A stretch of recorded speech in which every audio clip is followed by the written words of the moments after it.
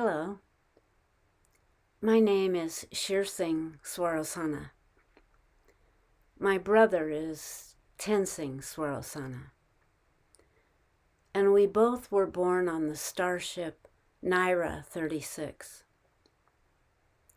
Our parents were both part of the original crew sent from their home on planet Paltus 4 in the Nearing cluster to participate in the birth of a new civilization. This ascension of an entire planetary population had never been witnessed before in our galaxy, and many of our world were eager to participate. The shifting planet has been inhabited by a warring civilization and has not advanced from their primitive status over thousands of generations, and now is at a tipping point between self-destruction and ascension. This world now rests on the brink of destruction and will either implode or rise up to join the higher realms and the numerous star races awaiting their arrival. After the death of our parents, my brother and I had applied to offer services aboard the starship Bellator and are now parked in a high orbit above the little teal-colored world in great anticipation of the coming event. Our parents had both been killed while attempting a lateral time jump as one of the first efforts in readjusting the warping barriers in this section of time and space. The instruments on their craft had registered the designated landing spot as safely located in a remote and barren area, yet was proven to be a region surrounding an ethereal flux possessing a time irregularity where the planet was not yet formed and therefore not solidified and weaved between prospective futures through a series of continuous waves of potential, each interfering with the next, creating an infinity of time folds and possible realities. The ship, as soon as it entered the flux, began to fracture, and in seconds had completely disintegrated, including the next two scout ships that followed, as there was not a moment to warn them. This tragedy is what brought Tensing and myself to the decision of joining in this same assignment, which is to restabilize the tense planet now suspended below our restless crew as we impatiently wait for the next signal to come from the command post aboard the mothership. Our lives aboard ship are often tense or tedious with daily chores, yet other times can be incredibly peaceful, even playful, with games among the crew. The moments most dangerous for those aboard are when we are assigned to insert ourselves into the chaos below. As this world is alien to our own, any physical visit onto this savage planet can be hazardous to our bodies for one of a variety of reasons, the most pronounced being the considerable anatomical and respiratory differences and requirements from our own. My own most recent command was to lead a small group down into a cavernous interior below a zone of heavy conflict and open fighting. Our computer measurements had shown what read as an anomalous density oscillation within what should be a solid portion of ground sediment, which had all outward appearance of consisting of a hard, rocky material. What had puzzled our science officer was that within this rock-like ground were detected several life signs where there should be none. We were assigned to investigate this mystery and report it back to council. The journey to the site took us 3 of your rotational cycles, climbing down through the steep underground chambers to the anomaly. We immediately found an opening that was cloaked, both visibly and materially, but revealed by our instruments to be an unobstructed, spacious cave. We were able to discern that this cloaking or camouflage was accomplished through a system of gravitational waves that continually impede one another, creating a section of material instability. Like a candle flickering through atmospheric currents, never captured in stillness of one moment or another, but constantly weaving between the material and immaterial or non-structure, yet never resolving into one. The vibrational oscillation between these two realities was meant to create a condition where it would be impossible for a corporeal being either to enter or to leave. However, our advanced technology allowed us to stabilize the flux long enough to accomplish our mission. The life signs inside were found to consist of 5 small entities who had been captured from the surface and held to be altered genetically, with the brutal plan of creating them as future slaves through the addition of artificial implants, which would build an entity of super strength and ability. The little beings were each held in a large vat filled with a milky liquid intended to keep them alive and healthy until the alterations could be made.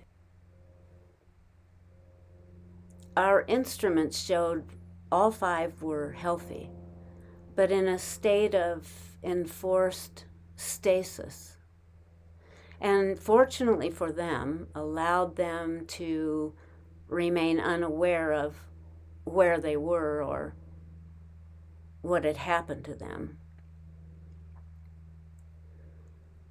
because of the depth of the terrain and the fluctuating energy waves, we found it would be impossible to transfer them directly onto our ship.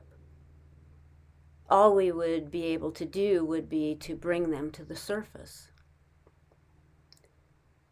It was then decided to send an alert to the medical starship Angelus to have their crew teleport them up from the surface and into the safety and care of those personnel trained for such rescues.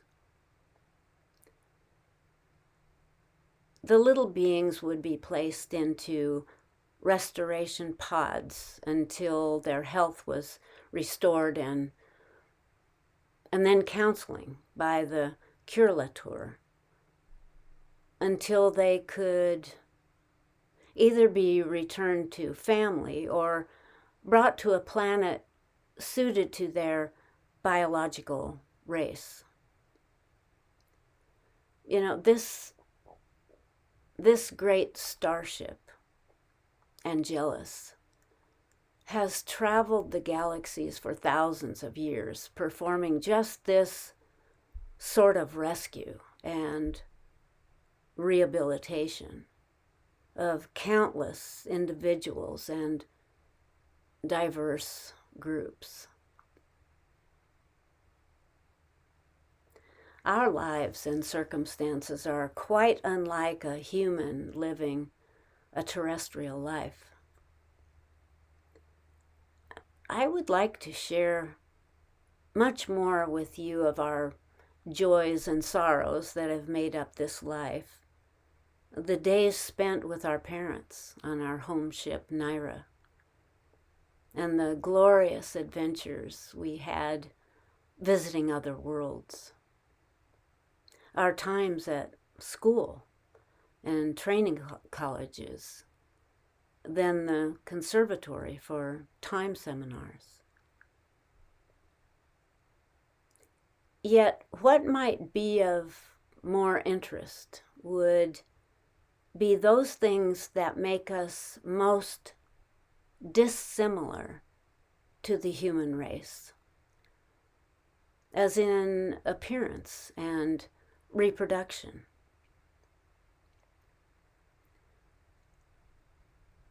My body does not resemble you who are watching this. I could not survive on your planet, or you on mine. I could not breathe your air, or bear your sun or your density. Yet all the same, I am your sister, as much as I am the sister of Tenzing, my twin brother. All children of our race are twins, one male, one female.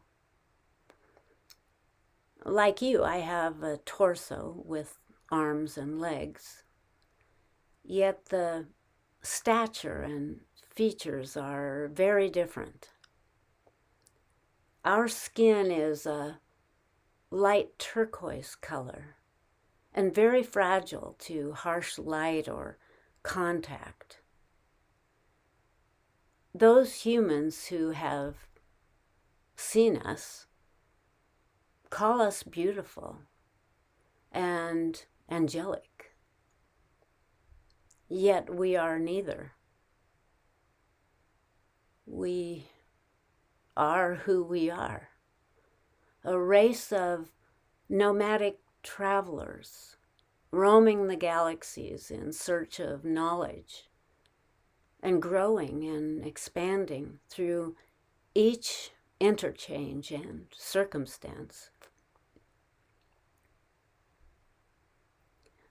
We are known throughout the universes as disciples of science, seeking to understand all within the physical nature of time and space.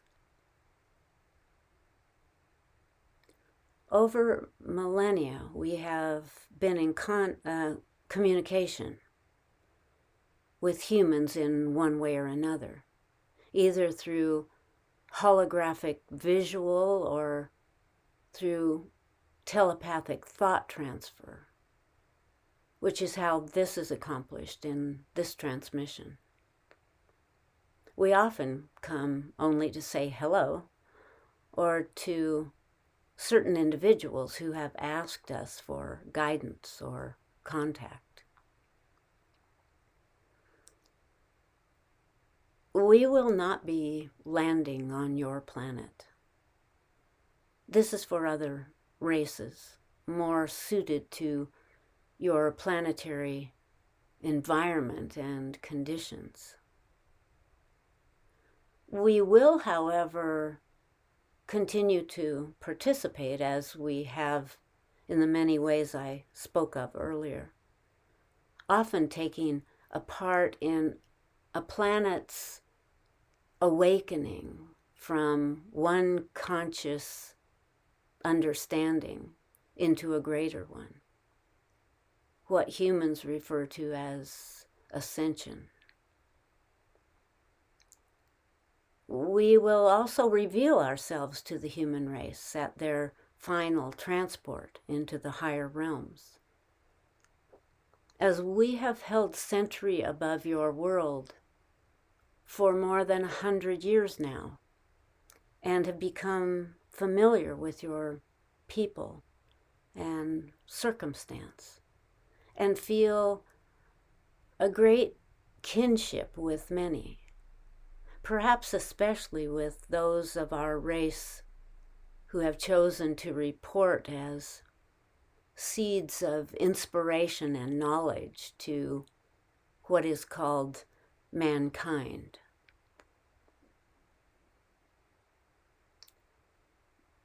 When we teleport into a body, it must be a twin, both female and male, and both bodies prepared. For each of our race is one soul inhabiting two physical bodies of opposite poles, therefore could not incarnate or walk into one body without the partnering body.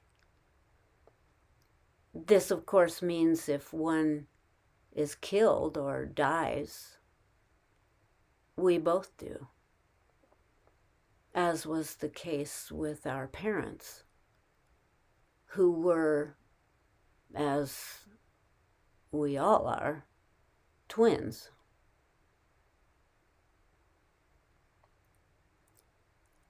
Unlike humans, we do not reproduce sexually and are not born of a mother's womb. We began as a grouping of cells within a tissue structure formed from the salivary glands of the parental hosts at a time chosen by both to procreate. This is triggered hormonally throughout the couple's lives and can be elected to express whenever the parents decide. Once the potential parents have resolved to reproduce, they release samples of saliva into a pouch located on the upper back of each individual. One partner will be the chosen host, and they both, over the next several months, place the salivary samples into the designated pouch. Once the pouch is properly filled, the samples begin to coagulate into a single construction, which grows over a space of what humans would refer to as 3 months. At the end of that 3 months, the fleshy mass will start to separate and reorganize into two structures, which after another span of months will emerge from the pouches as two small individual clones of their parents, one male and one female. And over the next 3 years, grow to full adulthood.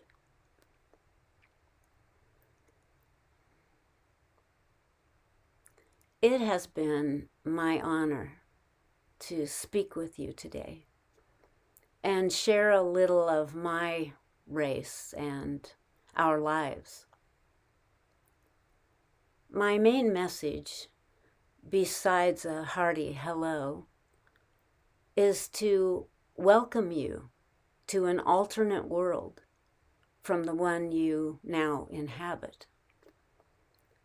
A world of peaceful yet exciting exploit and journey, exploring deep into the stars and beyond, worlds and realms of mystery and astounding beauty. Worlds like one so many of you might have once called home. Canta sola. Goodbye.